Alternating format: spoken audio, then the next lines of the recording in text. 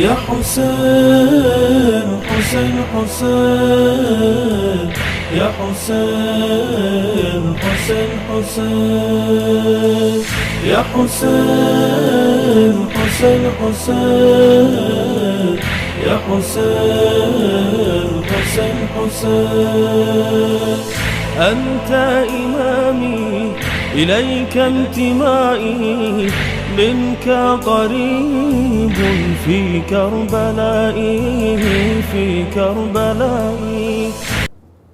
أعوذ بالله من الشيطان الرجيم. بسم الله الرحمن الرحيم. الحمد لله الذي لا يبلغ مدحته القائلون ولا يحصي نعماءه العادون ولا يؤدي حقه المجتحدون، الذي لا يدركه بعد الحمم ولا يناله غوص الفطن، ثم الصلاة والسلام على أشرف الأنبياء والمرسلين، حبيب قلوبنا وطبيب نفوسنا وشفيع ذنوبنا، سيدنا ومولانا أبي القاسم محمد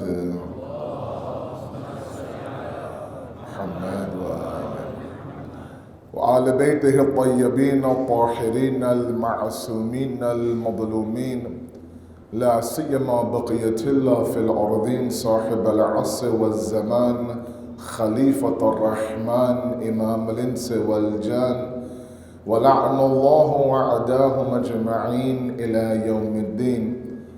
أما بعد، فقد قال الله وقوله الحق. بسم الله الرحمن الرحيم. ظهر الفساد في البر والبحر بما كسبت أيدي الناس ليذيقها بعض الذي عملوه لعلهم يرجعون. صدق الله العلي العظيم. اللهم صل على The Islamic perspective on minimalism has been our topic. Tonight is lecture number 3. Last night we got our feet a little bit wet with the topic in trying to introduce and explain what we will try to accomplish in this ashra together. I mentioned that minimalism is that conscious decision to live a life where we now introduce clarity in our life, purpose in our life, a goal in our life. No longer do we chase the possessions, but rather we understand that those things that should be valuable to me, I live my life according to those values. On the flip side also, besides possessions, we talked about the idea of conscious consumption, or what's called sustainable consumption in this day and age, where we have to understand that not only what we possess, but how we consume in this world also goes in line with this concept of minimalism. It's a life where we understand that our goal and our maqsad and our hadaf and our purpose is Allah subhanahu wa ta'ala, and everything that we live for in this world should be a route or a journey or a pathway towards that destination. And I mentioned last night that when we fall into this chaos of the passion to possess, as we call it, that happens when we replace the destination with the journey. In today's discussion, we want to further along this discussion and talk a little bit about the concept of worldview. Now, before I do that, a few points left behind from last night's discussion that I want to make sure that I clarify before we move forward. Sallu ala Muhammad wa ali Muhammad, please.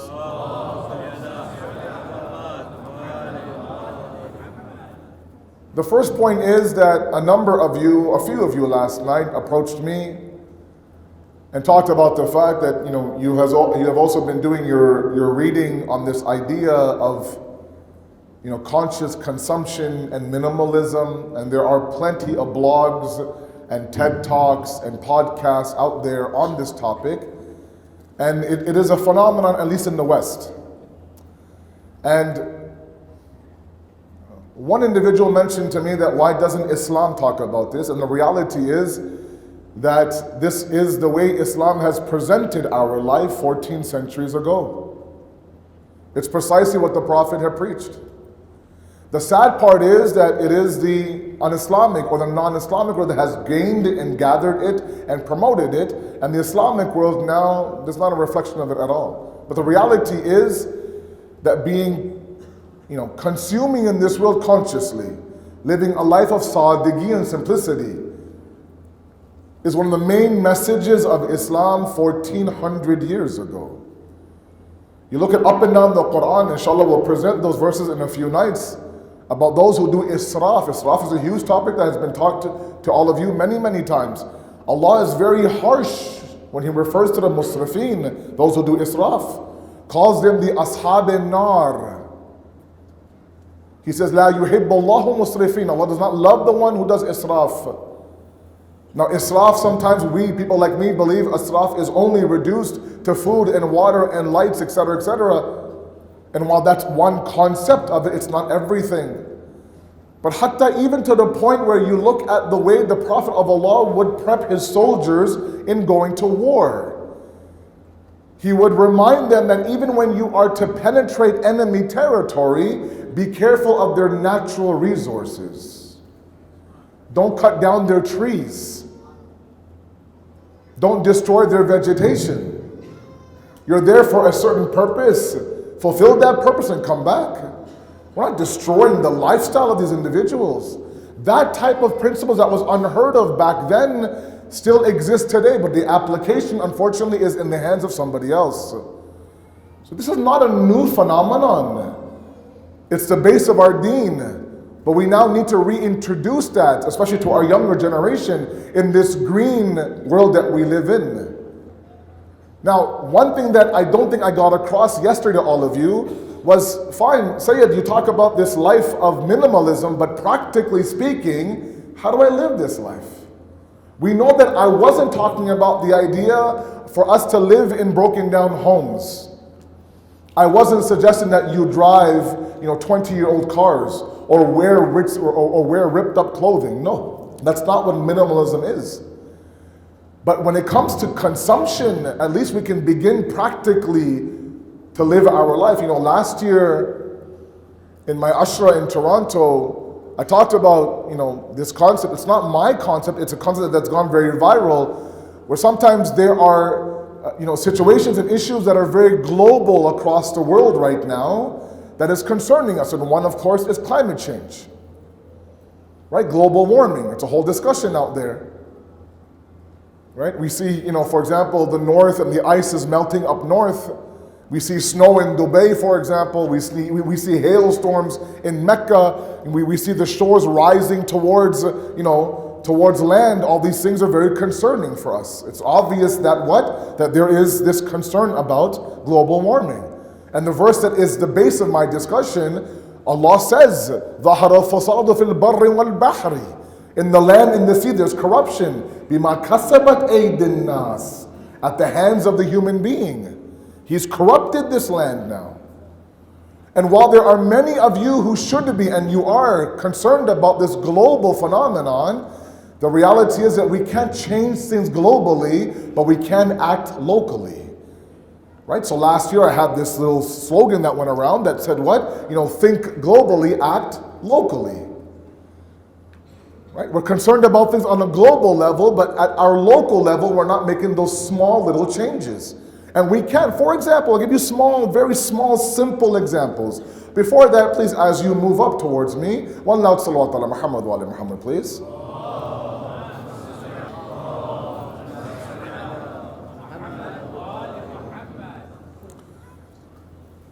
Small practical steps. I asked these young, beautiful children in front of me to help me practically apply this when it comes to your parents inside of your home. For example, that there'll be niyaz tonight in the center. Maybe that's why you're all here, I have no idea. It's not me, that's for sure.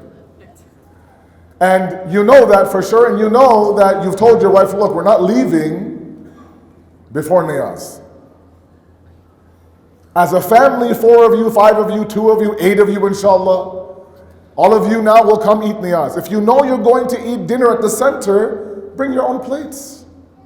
Bring your own utensils. Have a bag. Now you and your family sit around and you use your plates now to fill your food. You take those plates home, you wash them, you dry them, bring them back the very next day. You know that there's going to be chai inside this majlis, right? It's wajib after a majlis to have chai. You know that you're going to drink chai. You know that every night you go to the sabil and you have a beverage. Bring your own mug. Go home, wash the mug, dry it, bring your own mug back. Now you sit there and tell me, look, Sayyid, we use real plates here at the Jamaat. That's excellent. But still, what you're doing is that you are consciously consuming. That at least if I bring my own plate, that's one less plate used. That's one less ounce of water used to wash that plate. That's one less person used to wash my plate. I can do that on my own. In the month of Ramadan, we know iftar every single night is here. Like I said, bring your own plates and your own utensils. Now you might think, what's this guy saying? No, come on, this is ridiculous. Bring our plates and bring our forks and bring our spoons and bring our mugs. Yes, we'll bring our sofas, no, but at least, this idea of being, practically speaking, the idea of minimalism. As little as you can ask for from this universe, you should. As little as you can consume, you should. If you're able to do it on your own, do it on your own. These are small practical steps I'm talking about. Besides the obvious, that when we go to weddings and we're in line for the food, wallahi, I've seen people, they're in line for food at a wedding. First of all, we know that when there's a wedding in the evening, we skip breakfast, we skip lunch, mashallah. We know that, look, don't fill yourself up. We tell the kids, don't eat a lot. There's dinner at the wedding tonight. And we go and we grab our plates and there's a mountain of food on our plates. A mountain of food. We won't even eat half that mountain. But just in case I want some more, it's already on my plate. If I go back to the line, that food may not be there. So let me do my ihtiyat already, ensure that everything is there. If I ever need some more food, it's right there on my plate. We never stop to think the person beside me maybe wants this. And iftar, we know all these stories, alhamdulillah, all of you, inshallah, are fully aware of what the problems are inside of our communities, across the board, not just here. But these are small things that I ask all of you to please apply in your life. This is where we need to start to head. We need to be sustainable consumers. We need to understand that this is not just our universe. Inshallah, in a couple of days, we'll talk about individualism. That sometimes we think because I have access to that resource, I can use that resource how I wish. So I'll go to the washroom downstairs, I'll do wudu. The guy after me, bachara, he comes in and there's 2 inches of water on the floor. Why? Because there's flowing water when I open the tap. I have every right to use that water. Or I'm not even in that room, I'm leaving for the night majlis, but every single light in my house is on. These are small things that all of you know. I'm just reminding all of you, and myself first of all. But this is what, practically speaking, we can begin this sustainable consumption idea together, inshallah. Sallu ala Muhammad wa ala Muhammad.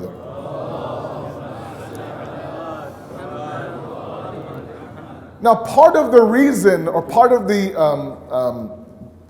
reason why we go down this idea of possessions and overconsumption is a discussion on worldview. What's called Jahan Bini in Farsi. Now, I'm dealing with a very intelligent crowd. I know many ulama come in and out of the center. You have your own, mashallah, ulama here, mawjood. And no doubt you've done your own respective research on theology. In theology, in any theology, be it Islamic theology, the Christian, the Jews, any major religion out there presents its own theology, its own aqaid. Okay? In the opening discussion of any theological book, they'll talk about worldview. Every religion presents its own worldview. Every single individual in this building now has their own personal individual worldview, whether we know it or not. Now, what does worldview mean? Exactly what the name suggests. It's how we view this world. And how we view this world dictates how we live in this world. What we're passionate about, what we strive for, what our goals are, what our purpose is, what we reject, what we move away from. All these things are determined by how we view this world. For example, if you're somebody in this room who looks at this world, this dunya that we live in, as the ending and the middle and the end, as the beginning and the middle and the end, then you'll live your life accordingly. If you see this world as a temporary abode, as a transitional phase, as a bridge from one area to another, you'll live your life accordingly. Part of the reason why we drown ourselves in this world of consumerism and materialism, and we're feeding this passion to possess inside of us, is because we don't have the correct worldview, or we need to go back and revisit our worldview. Because the reality is that up and down the Quran, Allah reminds us time and time again the reality of this world, either through His words or through an invitation for us to examine those who live their life on the wrong worldview.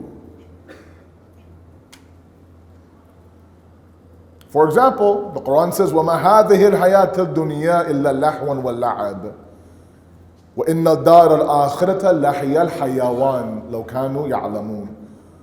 This world, this dunya is nothing. وَمَا هَذِهِ الْحَيَاةِ الدُّنْيَا, it's nothing except for لَحْوٍ وَاللَّعَبٌ.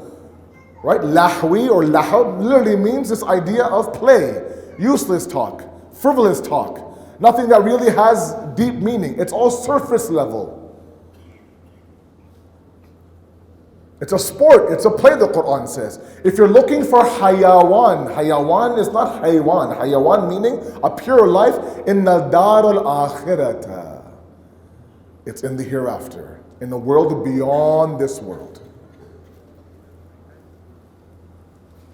Right? Or again, Surah Rahman, kullu man alayha fan, wa yabqa wajhu rabbika dhul jalali wal ikram. Ahsant. Everything in this world will perish. Everything is fana. What is baqa, what will be baqi, what will be eternal, is the wajh or the essence of Allah. So again, Allah is inviting us, if we wish now to take our a'mal and our existence and make it baqa and eternal, like every single one of us wants to do, then we have to attach ourselves, make ourselves muttasil with the wajh and the essence of Allah. Allah is a metaphysical entity. He's not a physical entity found in this world. When we have a proper world of view, everything falls into place. When we don't have a proper world of view, everything becomes chaos. And the Quran warns us, فَصِيرٌ فِي الْأَرْضِ فَانْظُرُوا كَيْفَ كَانَ عَاقِبَةُ الْمُكَذِّبِينَ. Travel the earth, the Quran says. Walk the land. فَانْظُرُوا, look around, examine, ponder, look around you. كَيْفَ كَانَ عَاقِبَةُ الْمُكَذِّبِينَ. Where have those who have denied Allah ended up? Where's the Fir'aun of yesterday, and the Saddams of yesterday, and the Yazids of yesterday? Where are those people that even live a life where they believe that everything, the end all and be all, is this world? And it brings me to one point that I want to make to all of you. Sallu ala Muhammad wa ala Muhammad.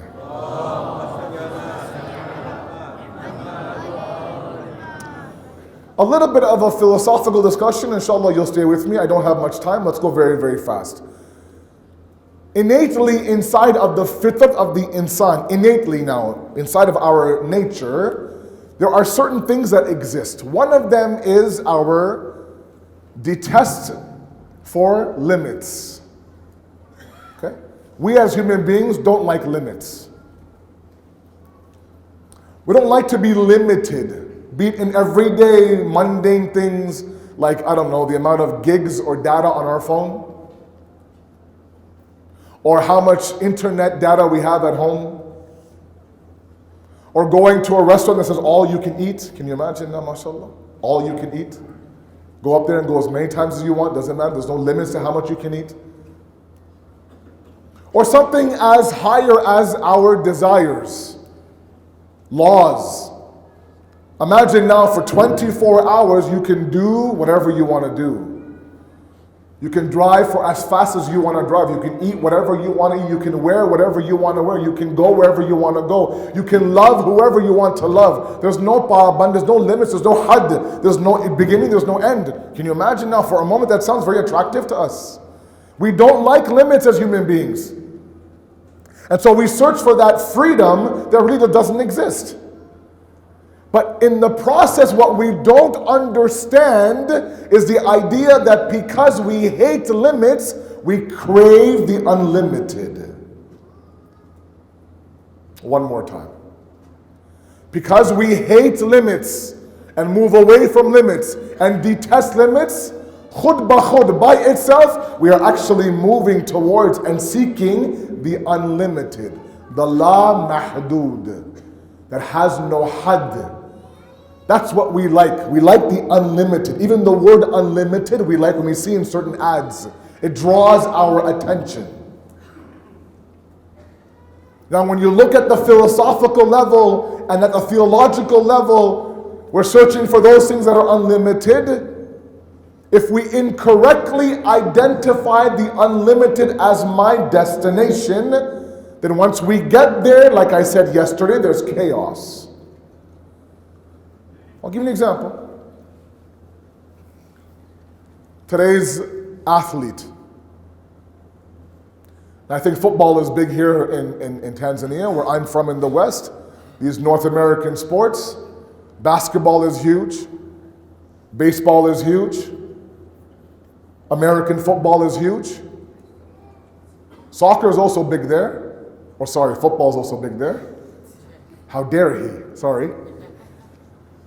And you think about these individuals, there's one individual in the NBA who's being paid almost $40 million. Sallu ala Muhammad wa ala Muhammad.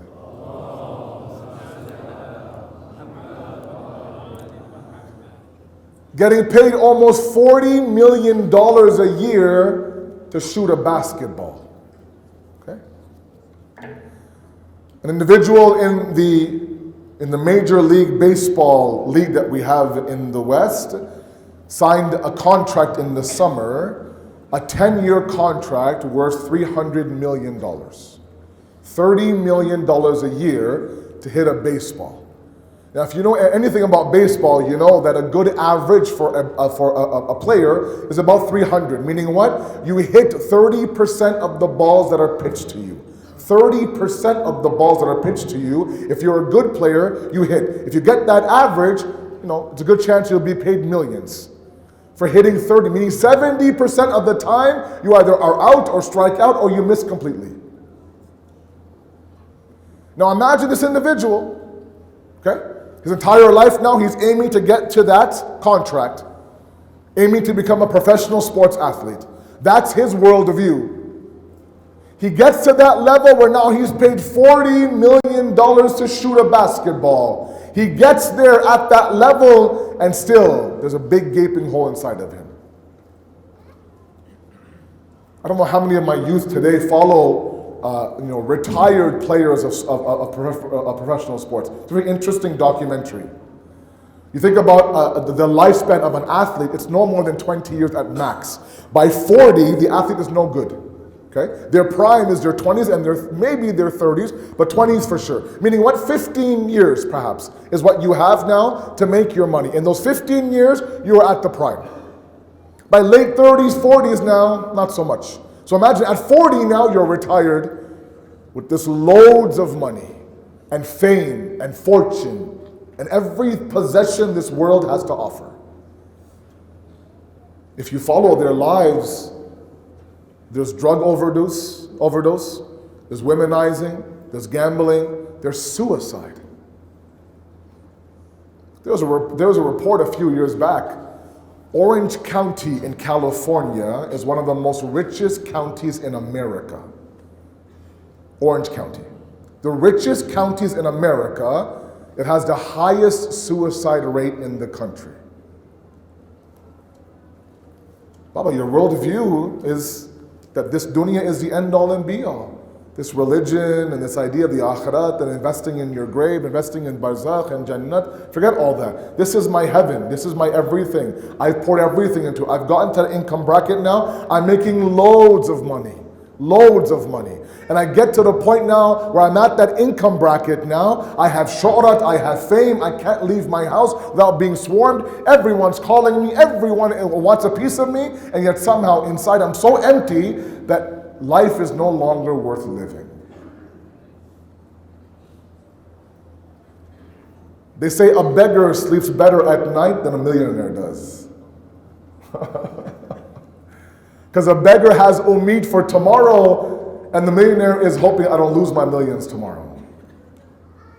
It's all worldview. It's all how you view this world.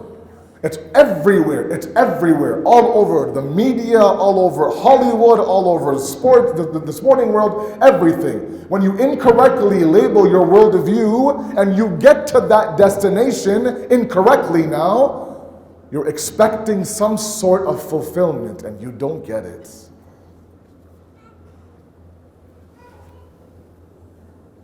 They actually end up going bankrupt 5 to 10 years after their retirement.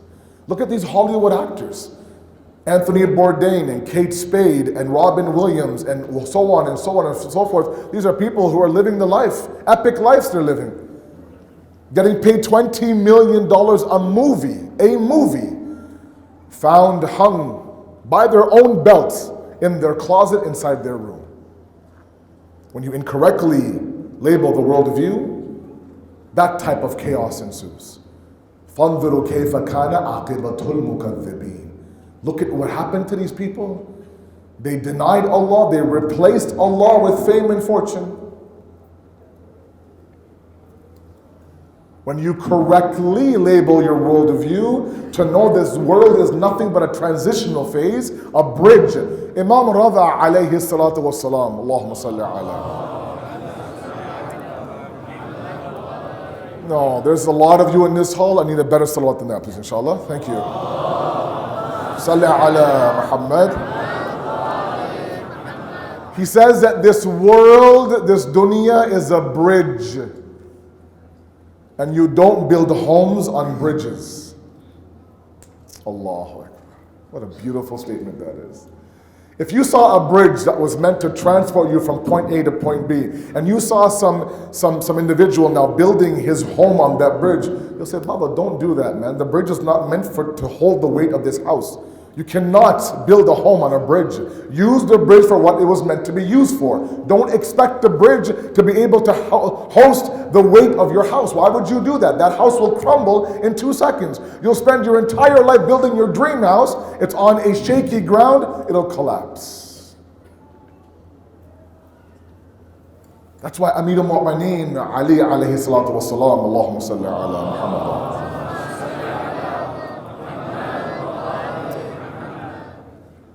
He talks about the dunya. Many traditions from the Ahl Bayt about the dunya. And inshallah in a couple of nights we'll talk about the dunya. Just one tradition that is very powerful.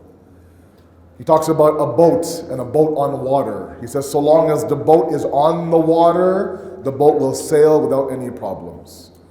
The moment that the water gets inside the boat will sink. He says, so long as we live in the dunya, we're fine. The moment the dunya lives inside of us, he says we will sink.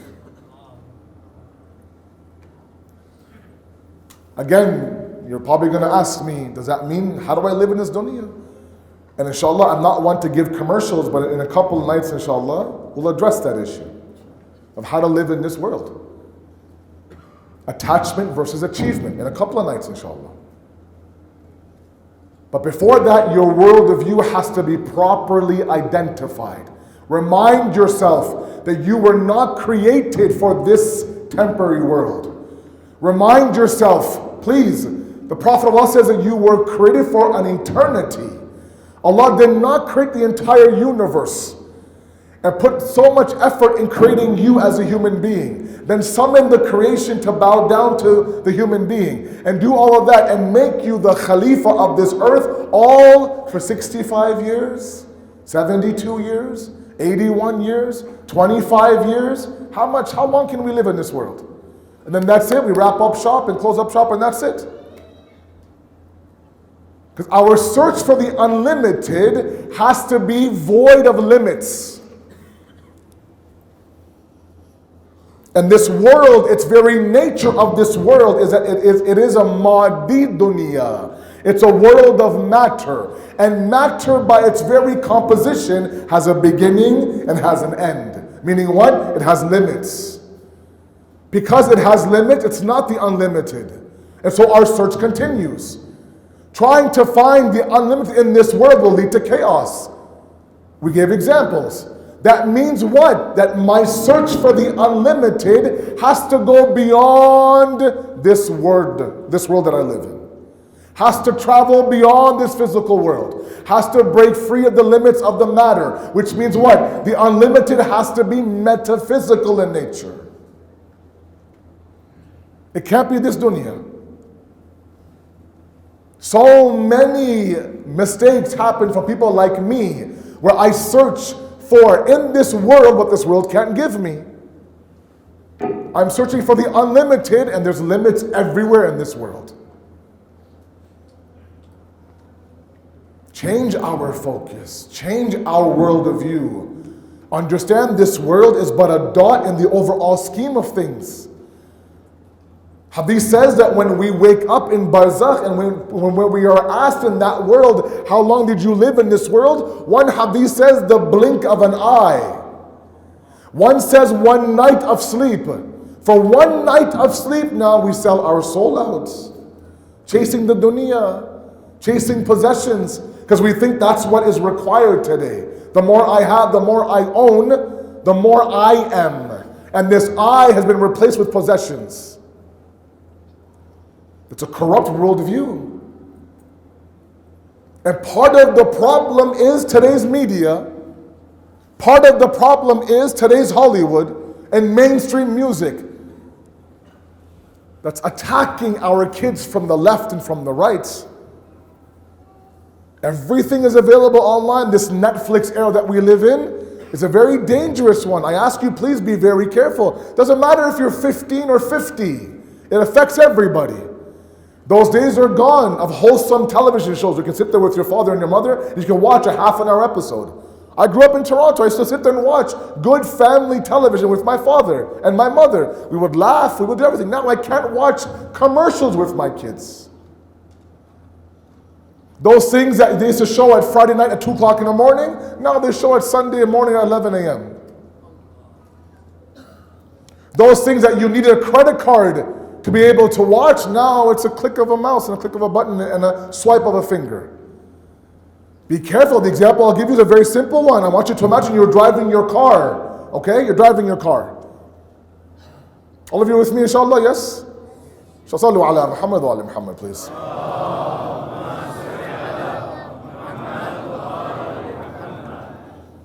Last point, then Masa'ib, inshallah. You're driving your car, and each one of the windows in your car have a tiny hole in them. Okay? A tiny hole. Your front windshield, the passenger side window, the driver's side window, the back windows, all of them have little tiny holes in them, tiny holes. And you drive through a construction site. Okay? And there's smoke and there's dirt and everything is in the air. You drive right through it. What will happen? The little holes now will attract the dirt, and inside the car will become polluted.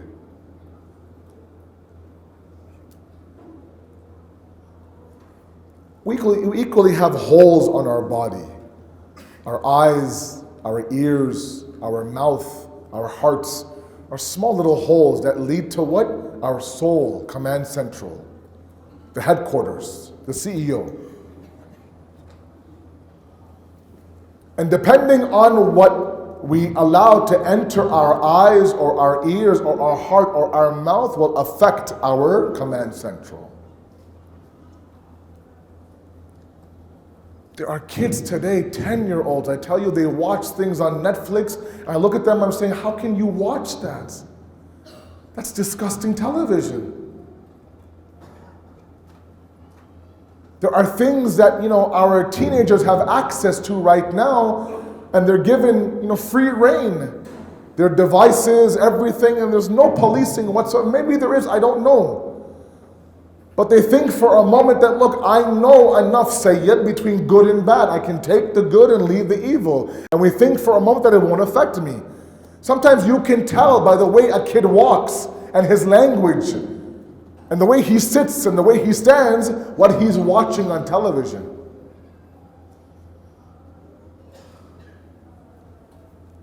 And the messages that are, either direct or indirect, that is shown almost in every single television show, where now it's become norm. A certain lifestyle is presented. A certain message is presented. Lyrics of hip-hop and R&B songs that talk about the idea that you only live once. Right? Live for the moment. Today is your day. You do you. Don't worry about anything else. It's all about you. Live for the moment. Then the idea of an investment, the idea of another world, the idea of you now putting forth a sacrifice for tomorrow. Forget all that. This is your time, bro. Do what you want to do. Don't worry about anybody else. You want to go and get high on Friday? Bismillah, no worries. This is your time. You want to go and God forbid drink alcohol and go into this party and that club and this casino and that woman and that guy, go ahead. This is your time. Don't let anyone tell you otherwise. These are all messages that are indirectly infiltrate our small little holes inside of us. And then we wonder why, or I wonder why I'm not elevating towards God. Wallahi Sayyid, I want to elevate towards God, but I can't. I set 3 alarms and Fajr goes. I can barely get my Dhuhr Asr during my work day. I can't bring myself to do this or bring myself to do that. Examine those 5 or 6 holes inside of your car. What are you allowing to go in? Don't think for a moment that you're immune to the effect. Like I said, you could be a grown adult. When you start hearing certain words that are used as filler words, it becomes part of your vocabulary. You hear it so many times, you become immune to it. You begin speaking like that. And it begins to corrupt your worldview. It begins to change that GPS destination.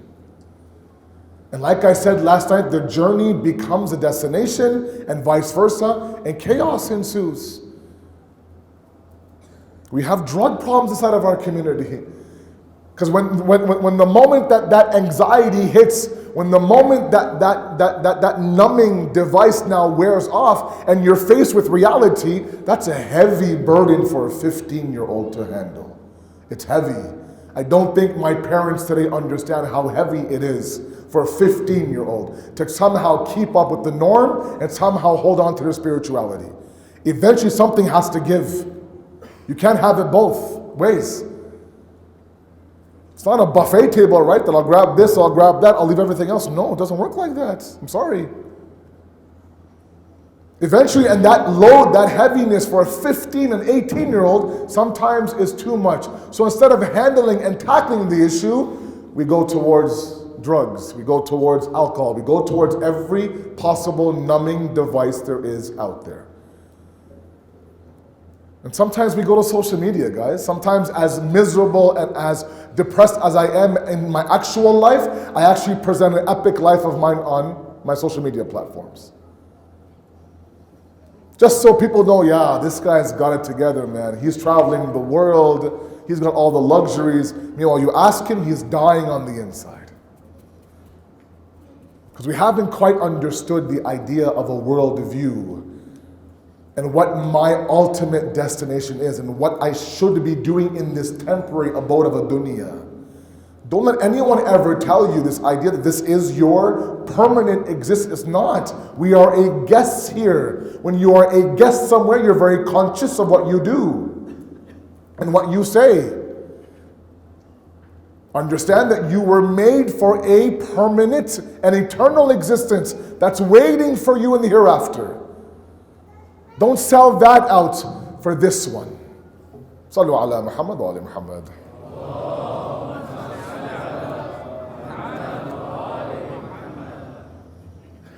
I ask myself and ask all of you, please revisit your worldview. How do you view this world? What is the dunya to you? Yes, there's a balance to strike. Inshallah, we'll strike that balance and we'll talk about this in further in the coming nights. But at least let's get the ball rolling. You can take, I can take practical steps now to ensure that that worldview that really is the governing factor of everything that I do in this world. Everything, how I live, who I spend time with, what I'm passionate about, what I sacrifice is all governed by my worldview. If that is corrupt, everything, khud ba khud, also corrupts itself as well. And that's why when you look at the concept of Imam Hussein's mission, he understood his mission, his worldview. He never let it. Lots of people tried to sway him to tell him, Mawla, don't go to Kufa. Leave Yazid alone. Let him become the Khalifa. Doesn't affect you. You stay in Medina, you have your ashab, you have your followers, you have your durus. And he would say, Uffin li hadha al-kalam. I reject these words of yours. That you want me to sit here in Medina while someone like that claims to be the Khalifa of Islam? You want me to become the silent majority and not speak up and not rise up and not make it clear that I don't accept this Khilafat? And tonight I'd like to remember the ambassador of Imam Hussein. Gharib Kufa. The story of Hazrat Muslim ibn Aqil is a devastating one. Really requires an entire majlis to be recited. What happened to him in Kufa, the reaction of the Kufis is a huge lesson for us today in 2019. They went from bay'at of 20,000 people in the hands of Muslim to him being gharib and alone, searching for water in the streets of Kufa. There was no war. There were no weapons drawn. There was no bloodshed. There was simply a threat of poverty, of hunger, of fear. If you side with Hussein ibn Ali, you can expect this life. That was alone for the people who gave bay'at, with the exception of a few obviously, to leave Janab Muslim alone. Such that, as many of you know, when he was done leading salat in the masjid and came out, he came out of that masjid by himself. There were hundreds behind him in the beginning of that salat.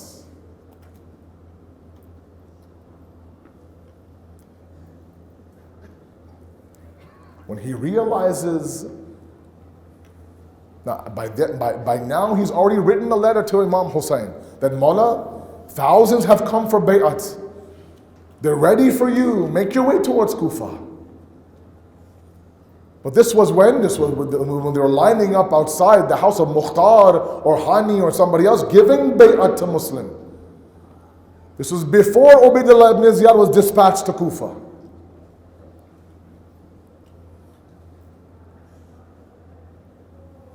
And a clear message, if you were not able to support and defend the ambassador of Imam Hussein, how could you have defended Imam Hussein himself? To the point where Imam Hussein would bring some of the letters to the Maidan of Karbala and hold it up and say, some of you in that 30,000 men army, you wrote me letters telling me, Mawla, we're yatim, we're orphans. We don't accept the khilafat of this individual. Now you're on that side hungry for my blood. Janab Muslim now understands that he's been left alone. And he knows there's been a bounty on his head. He begins now to wander the streets of Kufa, imagine. Searching for a drop of water. The books tell us that he ends up resting outside of the home of a woman.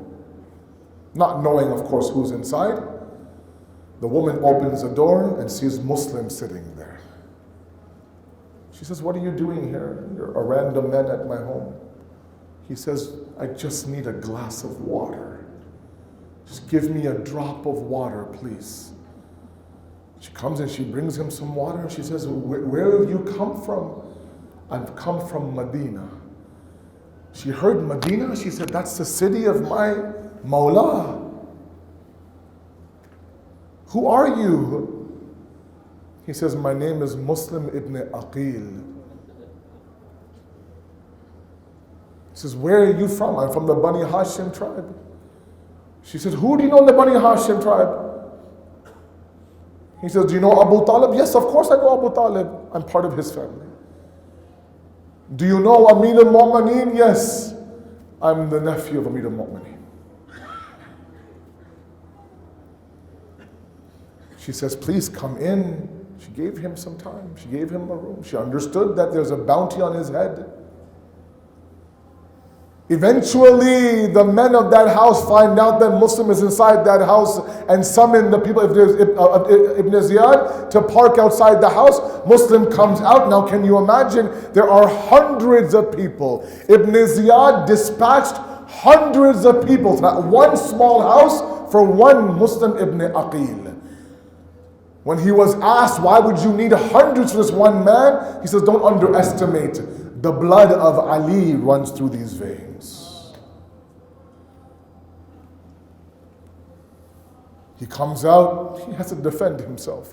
Some have arrows, some have spears, some have rocks, some are on top of roofs, and they begin now to attack Muslim ibn Aqil from the left, from the right, from the top. They begin to throw arrows at him, begin to throw rocks at him. He does his best to defend himself, but eventually he's captured and brought to Ibn Ziyad's palace.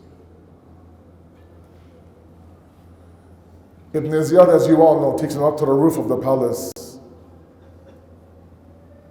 "Do you have any last wishes before I dispatch of you?" He says, "I have some debts, I have this, I have that. The one last thing I want you to do, if you can, write a letter to my Mawla Hussein to not come to Kufa, please, Mawla." And just before he was about to throw the body over the palace, he turns to Medina, says, "Assalamu alayka, ya Aba Abdullah." Muslim now is thrown over the roof of the palace. At that moment now, Hussein has left Medina already. Halfway through their journey, he stops, says, "Alaykum salam wa rahmatullahi wa barakatuh." Baby Zainab says, "Bhaiya, who are you saying your jawab to?" He says, "Muslim ibn Aqil has become shaheed. I'm giving my jawab to his salam." At that moment now, Hussein says, "Zainab, send me Atiqa, the daughter of Muslim." He picks up Muslim's daughter, kisses her, hugs her, says, "From now on, I'm your father. You won't be alone. I'm your sarparast. I'm your leader." He hugs her, he kisses her, he makes sure that she does not feel the loneliness of a father. I would say, "Mawla, you're so consumed about this small daughter of Muslims that you hugged her and you kissed her. But I pray to you that Sakina is nowhere near Atiqa at that moment. She'll be watching you, expecting that when I am yatim on Asri Ashur, that somebody will come and hug me and kiss me and put their hand over my head and tell me that I am your father now. But Sakina, where someone should have hugged you, they slapped your face. When someone should have kissed you, they ripped out your ears. When someone should have gave you support, they burnt your kurta." That same Sakina with that same burnt kurta was buried in the Zindan of Sham. سيعلم الذين ظلموا أي منقلب ينقلبون إنا لله وإنا إليه راجعون. ماتم يا حسين يا حسين.